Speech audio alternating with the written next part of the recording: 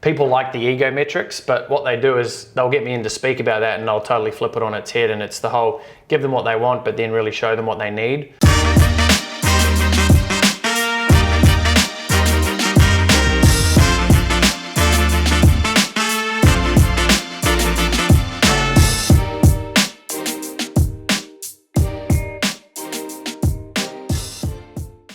Hello, welcome to another episode of All or Nothing. It is Monday, beautiful start to the day. It's nice and sunny out there already, nice and early here, 6 a.m. Getting a head start on the world, that's what I'm doing, getting a head start on the world.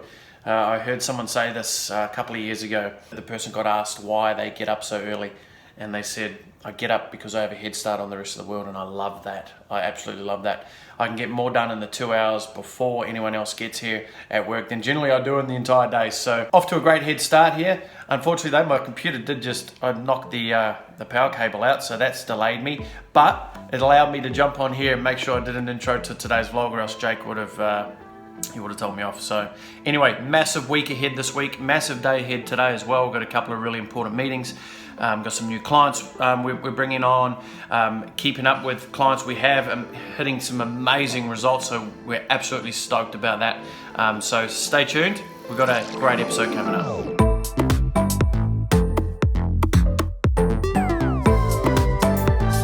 I actually knocked out a garden bed so I can grow some more grass. Yeah. Why aren't you a lawnmower by trade? You're in the wrong job. I don't know, you've got to have a hobby. You'd lose the passion. Yeah. You'd be sick. You'd get home and look at your lawn and go, meh. A couple of wins. One was results we're getting for clients, which is pretty good. From a $900 ad spend, generated $7,700. So it's a really good return on investment for them. It's a good meeting, man. Great meeting. Excellent meeting.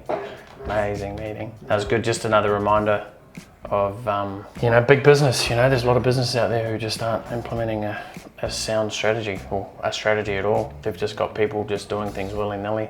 And I said to the particular person who we're meeting with, as long as someone's one chapter ahead of you, they're always going to feel like they know more, or you're always going to feel like they know more than you. They were saying to us, they asked us a couple of questions about a particular thing. I can't go into it, but can you do this? And I'm like, yeah, you can definitely do that. And they're like, oh, this person said you can't. So there's a lot of misguided advice out there. I guess it comes back to, if you don't really know if you can or can't do it, just say, oh, I don't know, I haven't done it before, instead of going, nah, it can't be done. What you mean is you can't do it because you don't know how to do it. Listen, take that lesson and run with it.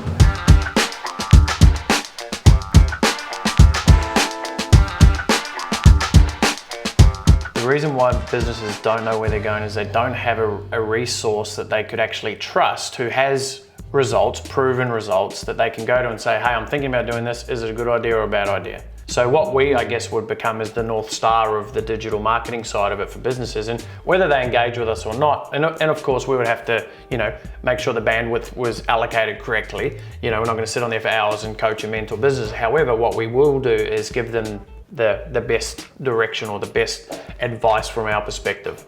And that's what's missing. There's probably a number of things that I speak about, but from a business perspective is generally around digital marketing, the online landscape, creating awareness around what businesses don't know or what they really want to know, around social media, lead generation, you name it, anything basically out on the interwebs, I'm able to cover. Where I get called up the most is predominantly around lead generation and social media marketing, because personally, I've generated over 700,000 leads and millions of fans through multiple different channels. So people like the ego metrics, but what they do is they'll get me in to speak about that and they'll totally flip it on its head, and it's the whole give them what they want but then really show them what they need. So it's the missing link. It's not just stand up and talk about how do you generate leads. It's more that let's take it back to why you should be generating leads and what a lead actually means. Because again, people can, when they hear I've generated 700,000 leads on my database, they're like, whoa, how do you do that? And they get caught up in the number versus the actual quality of the leads. So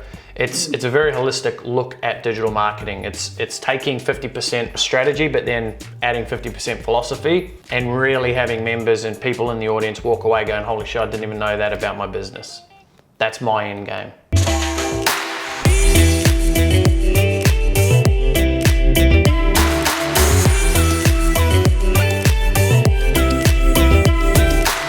Tell you what, man, and a reoccurring narrative that seems to be popping up a lot is There's so many fucking uneducated people out there doing shit on social media for other people and being paid for it. I feel I can sort of officially complain about it now, you know, because I'm doing something about it. It's amazing just to see how many big businesses, like, I'm talking multi-million-dollar companies not executing even a basic strategy right. Until the thorn in their foot becomes big enough that they actually have to do something about it, most businesses won't. It's almost like me going from like my big, huge CRM with hundreds of thousands of leads and hundreds of campaigns and thousands of different tags and all these things and going, oh, I want to go and change provider. Oh my gosh. Infusionsoft would have to shut down for me to want to go and do that because it's just such a big job. And for a lot of businesses who are relying on outbound, you know, methodologies to generate leads on, you know, straight on the phone, they know how to do that and it's still working. Hence they haven't needed yet to go, okay, now we're serious about it. You know, you've got companies who spend hundreds of thousands of dollars a month on fucking old school advertising methods where if they were to use that in an online strategy, the results would just be fucking cataclysmic, crazy. Because I always look at this going, what would the CEO today of a Core Vacation Club think if he's watching this? And when I see that, and again, this is probably different because it's me, because I'm in it. Perception is a big thing. Yeah, perception's key. It's who's the appeal, who are we trying to appeal to here? I'm not trying to appeal to someone who is wanting to build an agency, even though that would help them massively, you know. I'm appealing to the people who want to hire us as their provider. And then it's like, what do they need to know? What do they need to be thinking? We're already like 12 months ahead of the journey from a journey perspective, if that makes sense. So like today, again, we're talking with a huge business. On Thursday, we've got a huge meeting. Perception is a huge thing. Like how would a prospective client view that? Because it's take the pessimist attitude and the optimist attitude together when we're going through things like that. You're just like me, I could see the fucking, like it's raining out there and right now I see the joy in that. But there's also, someone's getting wet and they've just bought a brand new dress or they've just got their hair, they just paid $300 and their hair's wet now and they're fucking distraught. So it's looking at both sides, and it's probably good for us both to realize that. And you know, like, I need to get back into more content creation, but right now I'm just parked at that fucking desk doing stuff, you know, trying to get shit done. And there's still not enough hours in the bloody day. Pull out a 12 hours easy. Just tell you what though, that needs a wipe down. Got a bit of dust. And your cleaners, bro. Perception is reality. Mate, never be prepared to ask someone to do something you're not willing to. That's what I say. I just don't have a fucking cleaner yet. No.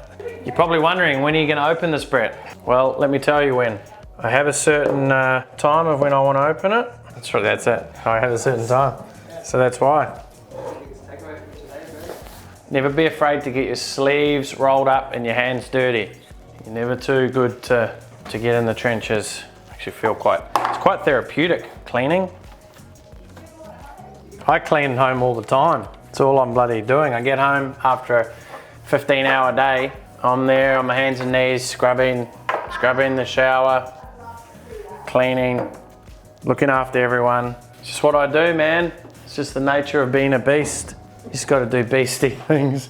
That's it for the day. Hope you enjoyed yourself. If you want to go and get one of these blue things, you can get them from any local supermarket, I'm sure. But what I would recommend, this is annoying, this is like, it comes like this big. You don't need a cleaning blanket. Like, feedback to the creator of this, just make them shorter. They don't need to be that big. I had to cut it. Nah. I'm the one who does the cleaning, Emily. I should know. Thank you for watching today's vlog. If you would like to tune into another episode, hit the video on your left and don't forget to subscribe by hitting the link on the right.